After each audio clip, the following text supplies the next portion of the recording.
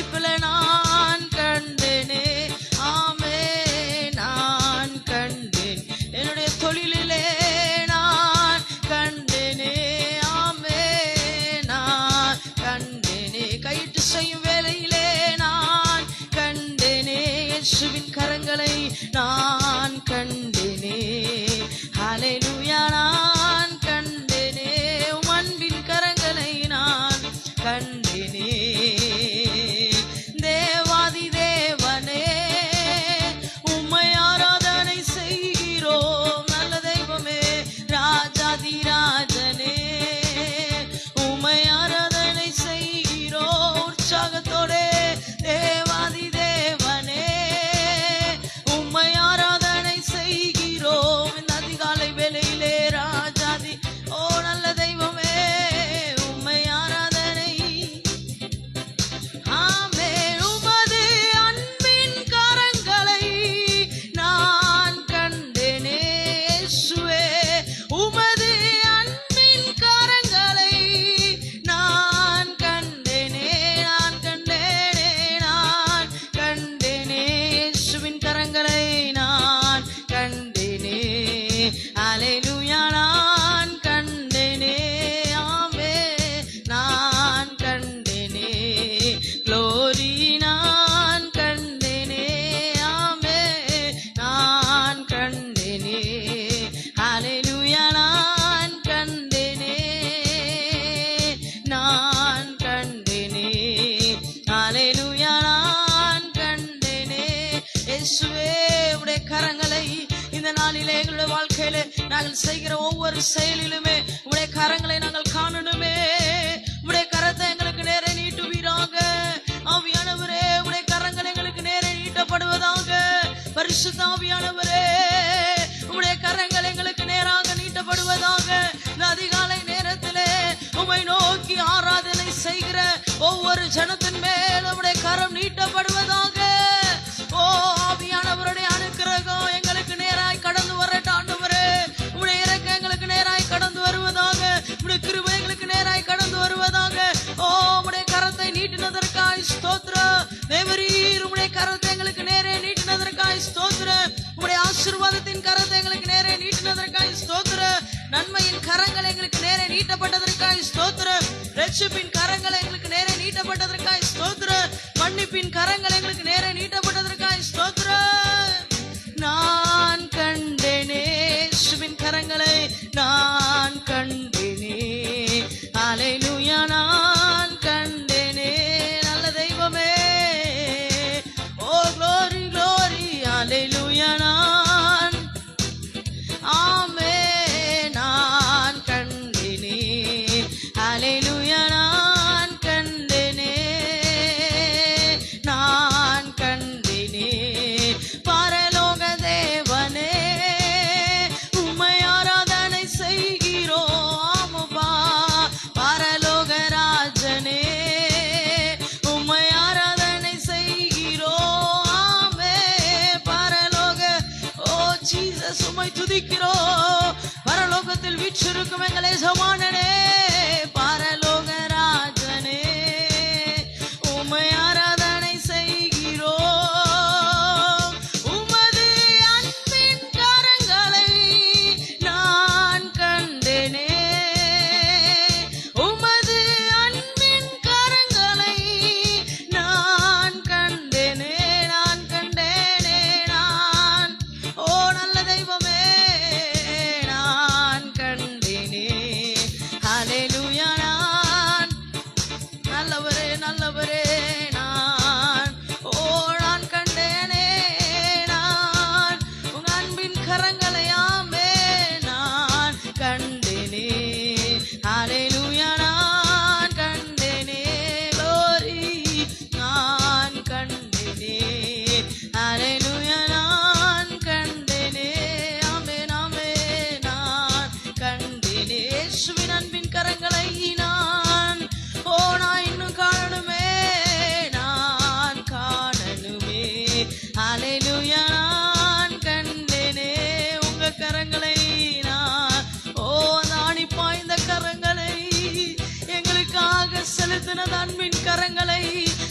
கடைசி சொட்டு ரத்தம் வரை சிந்தின அந்த அன்பின் கரங்களை ஓ எங்கள் கண்களினால் நாங்கள் காணணுமே. ஓழிதனலர கதுனரிதனலரவா நீ மௌரதனலரவோ ரிதனலரா ரிதனலரவோ ஷதனலரவா நீ மௌரதனலரோ ரிகதுனரிதனலரவா. உம்முடைய அன்பின் கரங்கள் ஓ உம்முடைய அணி வாய்ந்த கரங்கள், நீர் எங்கள் மேல் செலுத்தின அன்பின் கரங்கள். ரிதனலர கதுனரிதனலர வரதனலரோ நீ மௌரதனலர மௌஷதனலரா ரிதனலர வரதனலர கதுனா நீ மௌரதனலரோ. ஹல்லேலூயா. நன்றி நன்றி நன்றி. ஓ உம்முடைய அன்பின் கரங்களை எங்கள் மேல் நீட்டினதற்காய் நன்றி. உங்க இரக்கத்தின் கரங்கள் எங்கள் மேல் ஆளுகை செய்வதற்காய் நன்றி நன்றி நன்றி நன்றி. உமக்கே நன்றி ராஜா. ஆவியானவரே நீர் நல்லவர், நீர் பரிசுத்தர். உமக்கு நன்றி ராஜா. ஓ நல்லவரே, இன்று காண்கின்ற எகிப்தியனை இனி ஒருபோதும் காண்பதில்லை. விசுவாசத்தோடு இந்த வார்த்தைகளை அறிக்கை பண்ணோமா? இன்று கண்ட எகிப்தியனை இனி ஒருபோதும் காண்பதில்லை என்று கர்த்தர் வாக்குத்தத்தம் பண்ணி இருக்கிறார். அறிக்கை பண்ணி சொல்லுங்க. இந்த அதிகாலை வேளையில ஏதாவது ஒரு எகிப்தியன் போன்ற காரியங்கள் நம்மை அச்சுறுத்தும் என்றால், நம்மோடு போராடி கொண்டு இருக்கும் என்றால், இந்த காலை வேளையிலே நம்ம அதை அறிக்கை செய்து பாடும் பொழுது, தேவனுடைய சமூகத்திலே அறிக்கை செய்து விட்டுவிடும் பொழுது நமக்கான ஒரு விடுதலை, நமக்காக யுத்தம் செய்கிறவர். அவர் சொல்றாரு, நீங்க சும்மா இருங்க, நான் உங்களுக்காக யுத்தம் பண்றேன்னு வாக்குத்தத்தம் பண்ணின தேவன் அவர். சொல்லுமா? இன்று காண்கின்ற எகிப்தியனை இனி ஒருபோதும் நீ காண்பதில்லை. கர்த்தர் உனக்காய் யுத்தம் செய்கிறார். சொல்லுங்க. காத்திருப்பேன் நான் பொறுமையுடன், கர்த்தர் எனக்காய் யுத்தம் செய்கிறார். காத்திருப்பேன் நான் பொறுமையுடன், படுத்துறங்கி விழித்தெழுவே. கர்த்தர் என்னை ஆதரிக்கின்றீர். படுத்துறங்கி விழித்தெழுவே. கர்த்தர் என்னை ஆதரிக்கின்றீர். நீர் என்னை தாங்குவதா, தூங்குவேன் நிம்மதியா. எத்தனை பேர் சொல்றீங்க? நீர் என்னை தாங்குவதா, தூங்குவேன் நிம்மதியாய். படுத்துறங்கி விழித்தெழுவே. கர்த்தர் என்னை ஆதரிக்கின்றீர். படுத்துறங்கி விழித்தெழுவே. கர்த்தர் என்னை ஆதரிக்கின்றீர். கரங்களை உயர்த்தி சொல்லுமா? நீர் என்னை தாங்குவதா, தூங்குவேன் நிம்மதியா. ஆமா ஆண்டவரே, நீர் என்னை தாங்குவதா, தூங்குவேன் நிம்மதியா. நன்றி ஆண்டவரே. உடைய கரம் எங்களை தாங்குவதனால், உடைய கரம் எங்கள் மேல் நீட்டப்பட்டு இருக்குமானால், ஆண்டவரே எங்கள் வாழ்க்கையில் இருக்கிற சோர்வுகள், பலவீனங்கள், துக்கங்கள் எல்லாவற்றையும் நீர் மெய்யாக சுமந்து தீர்த்திருக்கிறீங்கப்பா.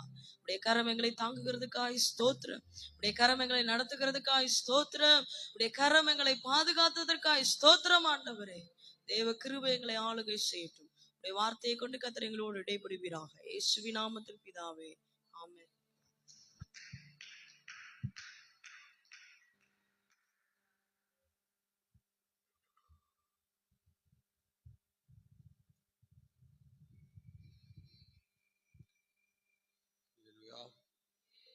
அல்லேலூயா. சந்தோஷமா இருக்கிறோம். அல்லேலூயா. முட்டெல்லாம் கொடுக்காதம்மா, முட்டெல்லாம் கொடுக்காதீங்க. நல்லா நிமிர்ந்து உட்காருங்க, நல்ல நேரம் உட்காருங்க. ஸ்தோத்திரம். கண்கள் யாவும் என்னை பார்க்க வேண்டும், வேற எங்க சைட்லலாம் எதுவும் பார்க்காதீங்க.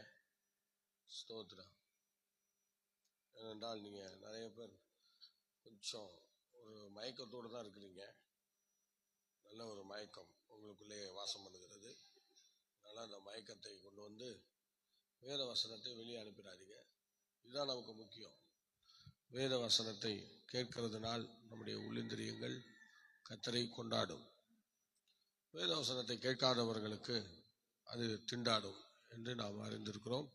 நல்ல வேத வசனத்தை, பைபிள் வசனம் சொல்லும்போது நீங்கள் எல்லாரும் அந்த வசனத்தை எடுத்துக்கொள்ளுங்கள். கர்த்தர் உங்களை ஆசீர்வதிப்பார். அல்லேலூயா. இந்த நாளிலே நாம் சங்கீதம் 31 நாம் தியானிக்க போகிறோம். எல்லாரும் எடுத்துக்கொள்ளுங்கள். சங்கீதம் 31 24 வசனங்கள் இருக்கிறது. தாவீதின் சங்கீதம். சோத்திரம். தாவீதின் சங்கீதம்.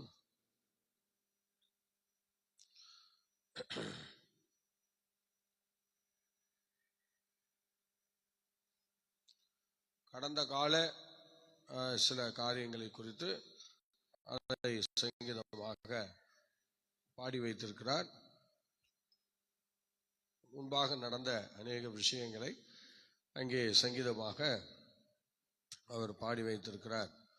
நீங்கள் சங்கீதம் முக்கியமாக அதில் சில வார்த்தைகளை எடுப்போமானால், அதில் சங்கீதங்களின் புஸ்தகத்தில் 31:19 நீங்கள் படிக்கலாம். படிங்க பார்க்கலாம். 31:19.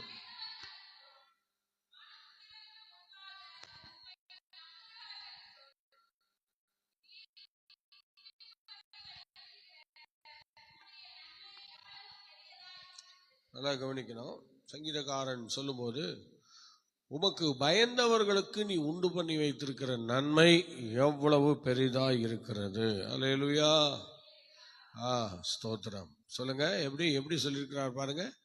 யாருக்காக ஆண்டவர் நன்மையை உண்டு பண்ணி வச்சிருக்கிறார்?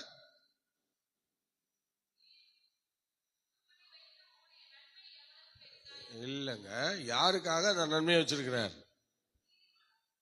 அப்படி அதில் போடலீங்களே.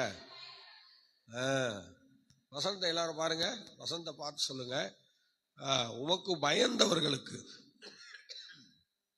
சொல்லுங்க பார்க்கலாம். யாருக்கு? உமக்கு பயந்தவர்களுக்கு நீ என்ன பண்ணி வச்சிருக்கிறீர்?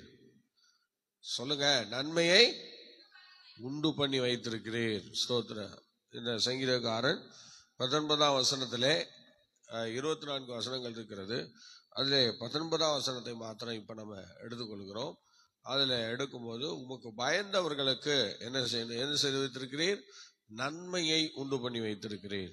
இன்னைக்கு ஆண்டவருக்கு பயப்படுகிற பயம் எத்தனை பேருடைய வாழ்க்கையில அது இருக்கிறதோ அவர்கள் வாழ்க்கையில நன்மைகள் பெருகி கொண்டே இருக்கிறது. சொல்லுங்க பார்க்கலாம். என்ன பெருகி கொண்டிருக்கிறது? என்ன பெருகி கொண்டிருக்கிறதுங்க? நன்மைகள் பெருகி கொண்டிருக்கிறது. ஆனால் கர்த்தருக்கென்று அந்த ஆண்டவருடைய விஷயங்கள்ல கொஞ்சம் பயபத்திரமா இருக்கிறது. இப்ப நம்ம ஆண்டவருக்கு ரொம்ப பயப்படுறோம்னு வச்சுங்களேன், கர்த்தருக்கு ரொம்ப பயப்படுறோம். இப்ப இந்த நேரத்துல அந்த பயத்தை வச்சு நம்ம என்ன பண்ண முடியும்? சொல்லுங்க. இந்த நேரத்துல அந்த பயத்தை வச்சு என்ன செய்ய முடியும்? இங்க என்ன பார்க்கணும்? எல்லாரும் கவனிங்க. வசனம் படிச்சிட்டீங்க. இப்ப எல்லாரும் நேரம் உங்க கண்ணு எல்லாம் என்னதான் பார்க்கணும். இது உங்களுக்கு மாத்திரம் இல்ல, எந்தெந்த பிரசங்கியாரெல்லாம் பிரசங்கம் பண்றாங்களோ அங்க கீழே உட்கார்ந்து இருக்கிற எல்லாரும் நீங்க இதை தான் பண்ணணும். அதுக்காக தான் இதை நாங்க என்ன பண்றோம், ஃபேஸ்புக்லயும் யூடியூப்ல எல்லாம் வெளியிடுறோம். அதனால ஏதோ நான் சர்ச்சுக்கு போறேன், ஜெபம் பண்றேன் என்கிற ஒரு சூழ்நிலையிலே நீங்க ஆண்டவருடைய வார்த்தைகளை நீங்க என்ன செய்யக்கூடாது. ஸ்தோத்திரம். அல்லேலூயா. அலட்சியப்படுத்தக்கூடாது. நீங்க தேவ சமூகத்துல ஆண்டவருக்கு பயப்படுறது உண்மையானா இப்ப நீங்க பயத்தோடு உட்கார்ந்து இருக்கணும். தூக்க மயக்கத்துக்கோ, வசனத்தை அவமதிக்கிறதுக்கோ, வசனத்தை கேட்காம இருக்கிறதுக்கோ, கேட்ட கேள்விக்கு பதில் சொல்லாம இருக்கிறதுக்கோ நீங்க இடம் கொடுக்க கூடாது. கேட்ட கேள்விக்கு டக் டக்குன்னு பதில் சொல்லணும். அப்பதான் நீங்க வசனத்தை கணமன்றீங்கன்னு அர்த்தம். அல்லேலூயா, சத்தமா சொல்லுங்களேன். ஓகே, கர்த்தர் உங்களை ஆசீர்வதிப்பார். அப்ப தேவன் அந்த இடத்துல பயந்தவர்களுக்கு ஆண்டவர் ஒரு நன்மையை வைத்திருக்கிறார். சரி, அடுத்தது நீங்க ஒரு வசனத்தை படிங்க. 34:7 சங்கீதத்தை படிங்க பார்க்கலாம். சங்கீதம் 34:7 படிங்க பார்க்கலாம். கர்த்தருடைய தூதன் நல்லா கவனிங்க, அவருக்கு பயந்தவர்களை சூழ பாளையம் இறங்கி தேவன் அவர்களை விடுவிக்கிறார். அல்லேலூயா.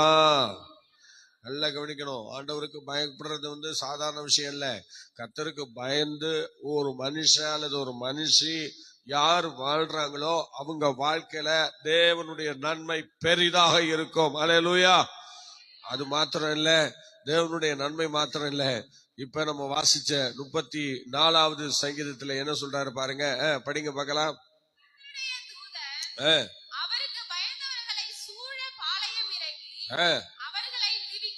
ஆமென், அல்லேலூயா. அவளை என்ன செய்கிறார்? விடுவிக்கிறார். ஸ்தோத்திரம், அல்லேலூயா. பயந்து என்று சொல்லும் போது வாழ்க்கை முழுவதுமே மாற்றப்படுகிற ஒரு நல்ல அனுபவத்தை நம்ம வரிசையா நிறைய பேருடைய வாழ்க்கையில நம்ம பார்க்கலாம். ஆனாலும் ஸ்தோத்திரம், யாக்கோபை நம்ம எடுத்துக்கிட்டோம்னா அவரு கூட தனது வாழ்க்கையில நீங்க படிக்க பார்க்கலாம். யாக்கோபை குறித்து ஆதியாமத்தின் புஸ்தகம் 28ஆம் அதிகாரம் 16-17 நீங்க படிக்கும் போது படிங்க பார்க்கலாம்.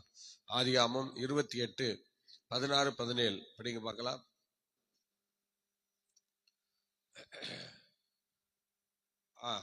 யாக்கோபு நித்திரை தெளிந்து விழித்தபோது மெய்யாகவே கர்த்தர் இந்த ஸ்தலத்தில் இருக்கிறார், இதை நான் அறியாதிருந்தேன் என்றான். அவன் பயந்து நல்லா கவனிங்க, அவன் எந்த இடத்துல அவன் யாக்கோபு அவர் போகிற பயணத்துல யார் அனுப்புற அந்த பயணம் நல்லா கவனிக்கணும். யார் அனுப்புன அந்த பயணத்துக்கு? யாக்கோபு தானா போனாரா? சொல்லுங்க, யார் போனா? யார் அனுப்பினா? அவருடைய தகப்பனும் தாயும் பெண் கொள்வதற்காக அவரை அனுப்புகிறார்கள். அவருடைய உத்தரவோடு அவர் இப்ப கடன் செல்கிறார். அப்படி கடன் செல்கிற வேளையிலே அவர் ஒரு இடத்துல கல்லை எடுத்து வைத்து படுத்து தூங்கும் போது அந்த இடத்துல தேவன் என்னென்ன கிரியைகளெல்லாம் நடப்பிக்கிறார் பாருங்கள். இவ்விதமான கிரியைகளை நடப்பித்த பிறகு அங்கே யாக்கோபு என்ன செய்கிறார்? அந்த இடத்தினுடைய சிச்சுவேஷன் காரியங்களை எல்லாம் பார்க்கும்போது அவர் அந்த இடத்துல சொல்லப்பட்டிருக்கிறது பயந்து. திரும்ப படிங்க பார்க்கலாம். அத திரும்ப படிங்க ஃபுல்லா. யாக்கோபு நித்திரை தெளிந்து விழித்த போது மெய்யாகவே கர்த்தர் இந்த ஸ்தலத்தில் இருக்கிறார். சொல்லுங்க பார்க்கலாம். மெய்யாகவே சொல்லுங்க, மெய்யாகவே. அப்ப ஒரு மனுஷன் பயப்படுறதுனால அவன் என்ன சொல்றாருன்னா அந்த இடத்துல தேவன் இருக்கிறார் என்று சொல்லுகிறார். அப்ப நம்ம பயப்படாத இடங்கள்ல அங்க என்ன இல்லைன்னா தேவன் இல்லை. சொல்லுங்க பார்க்கலாம். அங்க யாரு இல்ல? தேவன் இல்லை. அதனாலதான் நம்ம பயப்பட மாட்டேங்கிறோம். ஸ்தோத்திரம், நல்லா கவனிச்சீங்க. அதனாலதான் ஆண்டவருக்கு என்ன செய்ய மாட்டேங்கிறோம்? பயந்து வேலையை செய்ய மாட்டேங்கிறோம். பயந்து அவருடைய காரியத்தை கை கொள்ள மாட்டேங்கிறோம். பயந்து அவருடைய விஷயங்களை தொட மாட்டேங்கிறோம். பார்த்தீங்களா? அப்ப தேவன் இருக்கிறார் என்கிற அந்த செய்தி யாக்கோபுடைய உள்ளத்திலே உதித்ததினால் அவர் சொல்றாரு, நான் பயந்து. சொல்லுங்க, ஆண்டவருக்கு என்ன செய்யற? அவரு பயந்து. அல்லேலூயா, ஸ்தோத்திரம். அடுத்த படிங்க. அவன் பயந்து இந்த ஸ்தலம் எவ்வளவு பயங்கரமா இருக்கிறது. நல்லா கவனிங்க. நீங்களும் நானும் கர்த்தருக்கு பயப்படுகிற பயத்தை வச்சுதான் இந்த ஸ்தலம் எவ்வளவு பயங்கரமானது, எவ்வளவு கஷ்டமானது, எவ்வளவு வேதனையானது என்றெல்லாம் தெரியும். நம்ம ஆண்டவருக்கு பயப்படுற பயத்தை வச்சுதான். ஆனா இன்னைக்கு நம்ம எத்தனை பேர் ஆண்டவருக்கு பயப்படுகிறோம்? நல்லா கவனிங்க, எல்லாரும் கவனிங்க. ஆண்டவருக்கு எத்தனை பேர் பயப்படுறோம்? அந்த பயம் நம்ம கிட்ட இருக்கா? அப்படின்னா என்ன அர்த்தம்? ஒருவேளை நீங்க தேவனுக்கு பயப்படுகிற பயம் உங்க வாழ்க்கையில இல்லைன்னா நீங்க அந்த இடத்தையும் இப்ப அவமதிக்கிறீங்க. அந்த இடத்தையும் வேதனைப்படுத்துறீங்க. நல்லா கவனிச்சுக்கணும். யாக்கோபு நித்திரை தெளிந்து எழுந்தபோது மெய்யாகவே கர்த்தர் இந்த ஸ்தலத்தில் இருக்கிறார் என்று அவன் பயந்து. அல்லேலூயா சொல்லுங்க. அவன் என்ன செய்த? பயந்து. ஸ்தோத்திரம். ஆகவே எனக்கு பிரியமான தேவனுடைய பிள்ளையே, இன்னைக்கு நாம தேவனுக்கு பயப்படுகிற பயம் நமக்குள்ள இல்லாததுனால இன்னைக்கு நடக்கிற காரியம் என்ன தெரியுமா? நம்முடைய குடும்பம், சபை, வேலை செய்யும் இடம், எல்லா இடங்களிலும் ஆண்டவருக்கு பயப்படுகிற பயம் இல்லாமல் போய்விடுகிறது. அந்த இடத்தெல்லாம் தேவன் இறங்கி வேலை செய்கிற ஒரு நேரம் இல்லாமல் போய்விடுகிறது. அந்த இடத்துல கர்த்தருடைய மகிமையை நம்ம பார்க்க முடியாமல் போயிடுது. அதுக்கு காரணம் என்ன? ஸ்தோத்திரம். ஒரு இடத்துல நாம எந்த அளவிற்கு ஸ்தோத்திரம் இருக்கிறோமோ அந்த அளவிற்கு தான் கர்த்தர் அந்த இடத்துல இருப்பார். ஒரு அல்லேலூயா சொல்லுவோமா? அல்லேலூயா ஸ்தோத்திரம். ஆகவே நித்திரை தெளிந்து எழுந்த போது பாருங்க, அவர் எவ்வளவு அருமையா சொல்றாரு பாருங்க. நித்திரை தெளிந்து எழுந்த போது மெய்யாகவே கர்த்தர் இந்த ஸ்தலத்தில் இருக்கிறார். அல்லேலூயா சத்தமா. மெய்யாகவே கர்த்தர் இந்த ஸ்தலத்தில் இருக்கிறார் என்று யாக்கோபு அறிந்த போது என்ன செய்கிறார்? பயந்து. ஸ்தோத்திரம். இப்ப நமக்கு தேவனுக்கு பயப்படுகிற அந்த பயம் உங்க வாழ்க்கையில இல்லாம போகும்போது தேவனை நம்ம மறுதலிக்கிற மாதிரியும் அந்த இடத்துல தேவனை இல்லாத மாதிரி ஒரு சூழ்நிலையை நம்ம காட்டுகிற மாதிரி காணப்படுகிறது. அதனால கர்த்தருக்கு பயப்படுகிற அந்த பயத்தை நீங்கள் புறக்கணிக்க கூடாது. அது உங்க வாழ்க்கையில பின்தொடரணும். அது பின்தொடர்ந்தா இப்ப நம்ம அடுத்தடுத்து வசனங்களை வாசிக்கும் போது அவர் என்ன சொல்றாரு பாருங்க. ஸ்தோத்திரம். ஃபர்ஸ்ட் நம்ம வாசிச்சோம்ல, ஸ்தோத்திரம். என்ன சொல்லி வாசிச்சோம்? 31:19 என்ன சொல்றாரு பாருங்க. உமக்கு பயந்தவர்களுக்கு நீ வைத்திருக்கிற நன்மை அவ்வளவு பெருசா இருக்கு, அவ்வளவு பெருசா இருக்கு. ஆனா அடுத்தது பயந்தவர்களை கர்த்தர் என்ன செய்கிறாரா? பாளையம் இறங்கி அவளை விடுவிக்கிறார் என்று சொல்லப்பட்டிருக்கிறது. ஆம் கர்த்தருடைய பிள்ளை, நம் தேவனுக்கு பயப்படுகிற பயம் என்று ஒன்று இருக்கும் என்று சொன்னால் கர்த்தர் இறங்கி வருவார். ஒரு நாள் விடுதலையை நம்ம பார்க்க முடியும். எல்லாருடைய வாழ்க்கையில விடுதலையை பார்க்க முடியும். நீங்க விடுதலையை பார்க்கறதுக்கு என்னென்னமோ செய்யணும்னு இல்லை. ஆண்டவருக்கு பயப்படுகிற அந்த பயம் நடுக்கம் நமக்குள்ள இருந்தா போதும், அந்த விடுதலை ஆட்டோமேட்டிக்கா நம்ம வாழ்க்கையில இறங்கி வரும். அல்லேலூயா சொல்லுவோமா? சத்தமா சொல்லுங்களேன். அல்லேலூயா ஸ்தோத்திரம். ஆதியாகமம் 6ஆம் அதிகாரம் 8ஆம் வசனம் படிக்க பார்க்கலாம். ஆதியாகமம் 6ஆம் அதிகாரம் 8ஆம் வசனம் படிங்க. நோவாவுக்கோ ஆமா, அடுத்த வார்த்தை அதுல 19 பார்க்கும்போது நோவாவுக்கோ கர்த்தருடைய கண்களை என்ன செஞ்சது? கிருபை கிடைச்சது. ஸ்தோத்திரம். 19 வாசிங்க. 31:19 வாசிங்க. 31:19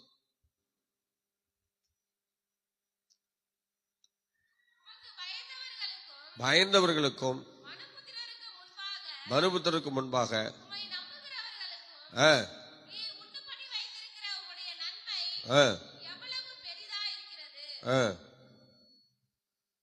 உங்களுடைய நன்மை எவ்வளவு? அடுத்த வசனம் படிங்க.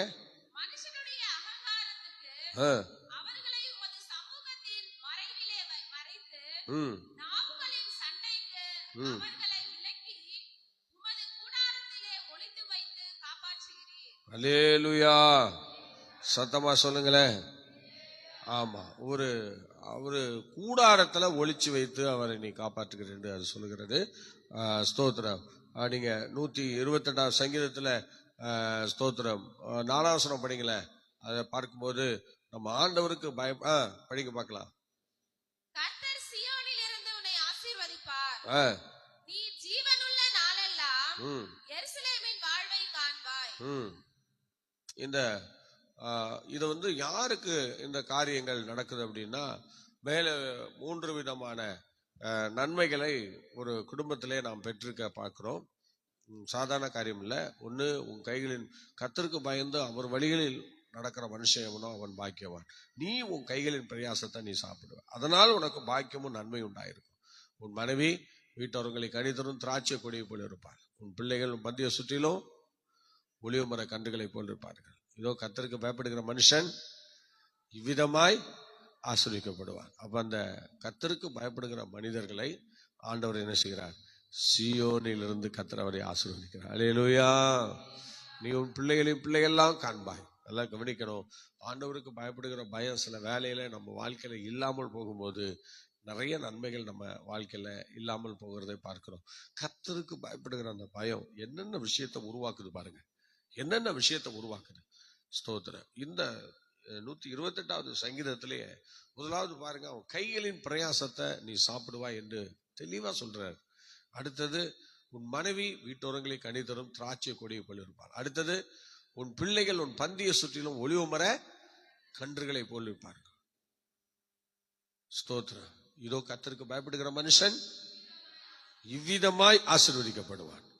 ஸ்தோத்திரம். அப்ப இந்த ஆசீர்வாதங்கள் நமக்கு இல்லாமல் போகும்போது என்ன நடக்கிறது யோசிச்சு பாருங்க. இந்த ஆசீர்வாதம் நமக்கு இல்லாமல் போகும்போது என்ன நடக்கும்? ஸ்தோத்திரம். ஆண்டவர் அங்கே வருவாரா? அவரோடு நம்ம சம்பாஷிக்க முடியுமா? அவரோடு நம்ம வாழ முடியுமா? முடியாதல்ல. ஸ்தோத்திரம். அல்லேலூயா, அல்லேலூயா. ஸ்தோத்திரம். அதனாலதான் ஸ்தோத்திரம், இந்த தேவனுக்கு பயப்படுகிற அந்த பயம் எந்த மனுஷனுடைய வாழ்க்கையில இருக்கிறதோ அவன் கிரியைகளை நம்ம கண்டுபிடிச்சிடலாம். கிரியில கண்டுபிடிச்சலாம். இப்ப பாருங்க, இப்பயே நம்ம இந்த வேத வசனத்துக்கு எந்த அளவுக்கு முக்கியத்துவம் கொடுக்குறோமோ அதை கண்டுபிடிச்சிடலாம். நம்ம தேவனுக்கு பயப்படுறவங்க பயப்படல. ஒருவேளை நம்ம அலட்சியமா, நிர்விசாரமா, தூக்க மயக்கத்தோட ஸ்தோத்திரம் ஏதாவது காரியத்தை பண்ணும்போது அது நமக்கு சக்சஸா இருக்காது. நம்ம ஆண்டவருக்கு பயப்படுற பயம் நம்மகிட்ட இல்லைன்னு அர்த்தம். ஸ்தோத்திரம். அதை கேட்கிற வசனங்கள் எல்லாம் கூட நம்ம என்ன செய்ய மாட்டோம், அதை பதிவு செய்யவும் மாட்டோம். ஏன்னா அது தேவனுக்கு பயப்படுறவங்களுக்கு உள்ளது, அது எல்லாருக்கும் இல்லை. எழுத படிக்க தெரிஞ்சவங்களுக்கு. எதுக்கு ஆண்டவர் எழுத படிக்க ஆண்டவர் கற்றுக் கொடுக்குறாருன்னா அவருடைய நாம மையப்படலாம். ஸ்தோத்திரம். அப்ப இதெல்லாம் நம்ம தேவ சமூகத்துல சில விஷயங்களை நம்ம கற்றுக்கொள்ள கடனாளியா இருக்கிறோம் சார். அதனால 145வது சங்கீதம் 19ஆம் வசனம் படிக்கிறேன். 140 ஸ்தோத்திரம் 5ஆம் சங்கீதம் 19வது வசனம் சீக்கிரம் படிங்க. அவர் தமக்கு பயந்தவர்களுடைய விருப்பத்தின்படி செய்து, அவர் நமக்கு பயந்தவர்களுடைய விருப்பத்தை நிறைவேற்றுகிறார். அவர்கள் கூப்பிடுதலை கேட்டு அவர்களை ரட்சிக்கிறார். பாருங்க, 3 விதமான காரியங்களை அந்த ஆண்டவருக்கு பயந்தவர்களை நிறைவேற்றுகிறார். ஆண்டவருக்கு பயந்தவர்களிடத்திலே 3 விதமான காரியங்களை நிறைவேற்றுகிறார். என்னென்ன காரியம் சொல்லுங்க பார்க்கலாம். சொல்லுங்க, என்னென்ன காரியம்? விருப்பத்தின்படி செய்து, கூப்பிடுதலை கேட்டு ரட்சிக்கிறார். விருப்பம், கூப்பிடுதலை கேட்கிறார், ரட்சிக்கிறார். 3 விஷயங்களை பயந்தவர்களுக்கு ஆண்டவர் செய்கிறார். கர்த்தருடைய பிள்ளையே, ஆண்டவருக்கு பயப்படுற பயம் இப்ப எங்க இருக்கு, எப்படி இருக்கு, அது யாருகிட்ட இருக்கு, அது இருந்து என்ன பண்ணுது என்றெல்லாம் சொல்லி இப்ப நம்ம பார்த்துட்டு இருக்கோம். அதனால இன்னையிலிருந்து தேவனுக்கு பயப்படுகிற ஒரு பயத்தை உங்க வாழ்க்கையை எல்லாம் நீங்க கொண்டு வரணும். எல்லா இடத்துலயும் கொண்டு வரணும். ஏதோ ஒரு இடத்துல நான் ஆண்டவருக்கு பயப்படுவேன், நான் இந்த இடத்துல பயப்பட மாட்டேன், இல்லை, எல்லா இடத்துலயும் ஆண்டவருக்கு பயப்படுகிற அந்த ஒரு பயத்தை நீங்கள் வெளியே கொண்டு வரணும். அல்லேலூயா சொல்லுவோமா? சங்கீதம் 47:11 படிங்களேன். ஸ்தோத்திரம். 7:11 படிங்க. 47:11.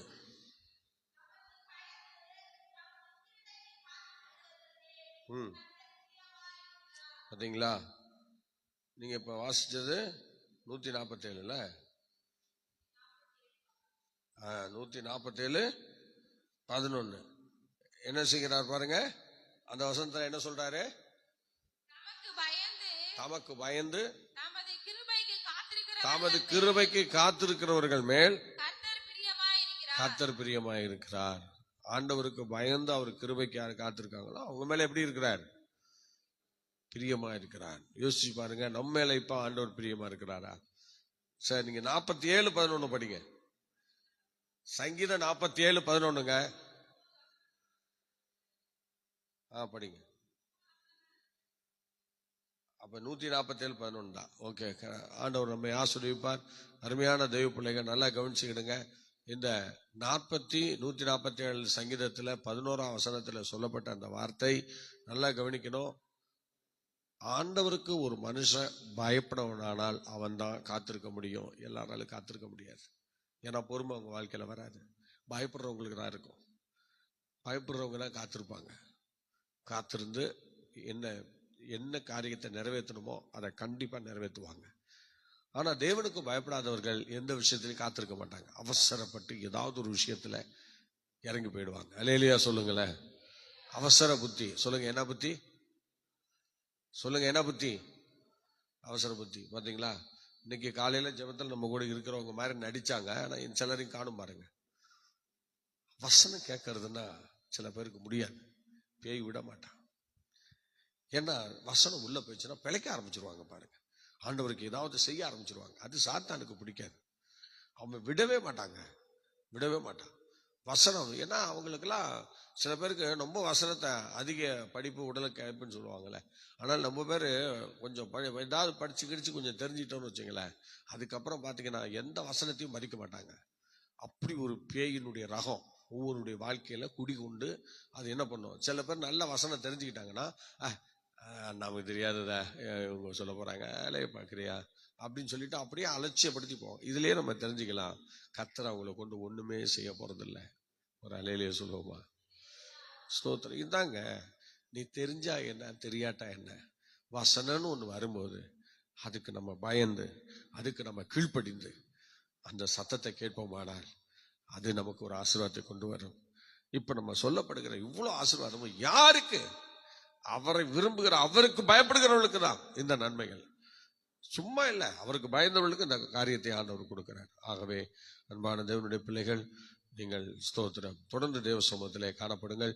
ஆண்டவர் உங்களை ஆசீர்வதிப்பார். இப்பொழுது நீங்க சங்கீதம் 31 1-2 வசனம் வாசிக்க பார்க்கலாம். 1-2 வசனத்தை வாசிங்க. கர்த்தாவே, நான் உம்மை நம்பி இருக்கிற, ஒரு காலம் என்ன வெட்கப்பட்டு போகாதபடி செய்யும், விடுவியும்,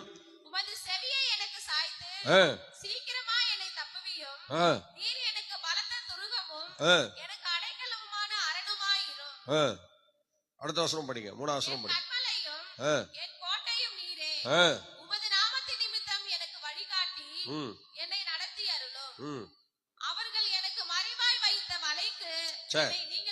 என் கண்மலையும் என் கோட்டையும் என்று இங்கே சொல்லுகிறார். நம்ம படிக்கும்போது இந்த சங்கீதங்கள் நமக்கு ஒரு பெரிய ஆசீர்வாதத்தை கொடுக்கிறது. நீங்க வாசிக்க பார்க்கலாம். மத்தேயு விசேஷம் 16-18 ஆண்டவர் ஸ்தோத்திரம் எப்படி இருக்கிறா பாருங்க. இங்க கண்மலையும் என் கோட்டையும் என்று சங்கீதக்காரன் தாவீது வர்ணிக்கிறார். ஒவ்வொருடைய வாழ்க்கையிலையும் அந்த கண்மலை உடையவர்களாக நம்ம காணப்பட வேண்டும். கண்மலை மேல நம்ம வீட்டை கட்டுறவங்களா, கண்மலை மேல அடிகளை உறுதிப்படுத்தினவங்களா, ஸ்தோத்திரம். நம்முடைய பாதங்கள் கண்மலை மேல, ஸ்தோத்திரம், நம்முடைய காரியங்கள் கண்மலை மேல இருக்கக்கூடிய சூழ்நிலையில காணப்பட வேண்டும். படிங்க பார்க்கலாம்.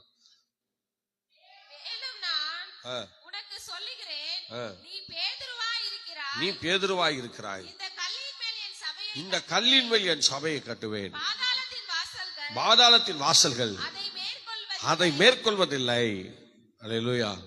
பாத்தீங்களா, ஒவ்வொருவருக்கும் ஒரு கண்மலை இருக்கணும். கர்த்தருடைய பிள்ளைய அந்த கண்மலை மேலதான் தன் வீட்டை ஆண்டவர் கட்டுவார். பாத்தீங்களா, கண்மலை மேலதான் அவர் வீட்டை கட்டுறார். பாத்தீங்களா, அந்த கண்மலை இயேசுவா இருக்கணும். இயேசு வச்சுதான், ஸ்தோத்திரம், அல்லேலூயா, அல்லேலூயா, ஸ்தோத்திரம், இயேசுவை வச்சுதான் நம்ம என்ன செய்ய முடியும்? வீடு கட்ட முடியும். சொல்லுங்க, என்ன பண்ண முடியும்? சொல்லுங்களேன்.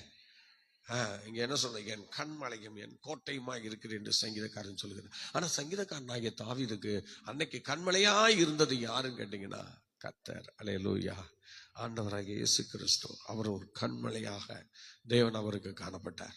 அதனாலதான் அந்த வசனத்தை விவரித்து சொல்லுகிறார். ஆகவே நம்ம ஒவ்வொருடைய வாழ்க்கையிலையும் இந்த கண்மலையாகிய தெய்வம் நம்மோடு கூட இருக்கணும். சொல்லுங்க, என்ன செய்யணும்? நம்மோடு கூட இருக்கணும். கர்த்தருடைய பிள்ளை, கண்மலையாகிய தெய்வம் நம்மோடு கூட என்ன செய்யணும்? கண்டிப்பா இருக்கணும் சார். ஆகவே நம்ம கண்மலை மேல நம்ம வீட்டை கட்டணும். ஆண்டவர் மேல எல்லா விஷயத்தையும் நம்ம ஒப்பு கொடுக்கணும். அவரே சார்ந்து காணப்படணும். அதனால கண்மலையாகிய அந்த தெய்வத்தினிடத்துல நம்முடைய காரியங்களை எல்லாம் தெரிவிக்கணும். அதனால கண்மலை மேல் தன் வீட்டை கட்டின புத்தியுள்ள மனுஷனா நீங்கள் நானும் காணப்படணும். அந்த கண்மலை யாரும் இல்லை, அந்த நித்திய கண்மலை ஆண்டவராகிய இயேசு கிறிஸ்துவை நான் குறிக்கிறேன். அதனால அந்த இயேசு மேல எதை இருந்தாலும் அவரை வைத்து நம்ம ஒவ்வொரு காரியத்தையும் பண்ணணும். கர்த்தர் நிச்சயமா அது நமக்கு ஆசீர்வாதமா இருக்கும், மகிமையா இருக்கும். நீங்க அப்படியே 31ஆம் சங்கீதம் ஸ்தோத்திரம் 4-5 வசனங்களை படிங்க பார்க்கலாம். 4-5 நீங்களாக்கிவிடும், தேவரீரோ எனக்கு அரண், உமது கையில என் ஆவியை ஒப்புவிக்கிறேன். போதும். நீங்க 23ஆம் ஸ்தோத்திரம் லூக்கா சுவிசேஷம் 23:46 படிங்க. லூக்கா சுவிசேஷம் 23:46 படிங்க. Praise God. ஸ்தோத்திரம், ஸ்தோத்திரம். வசனம் எடுங்க எல்லாம் டக்குன்னு எடுங்க. இயேசு பிதாவே, உம்முடைய கைகளில் என் ஆவியை ஒப்புவிக்கிறேன் என்று மகா சத்தமாய் கூப்பிட்டார்.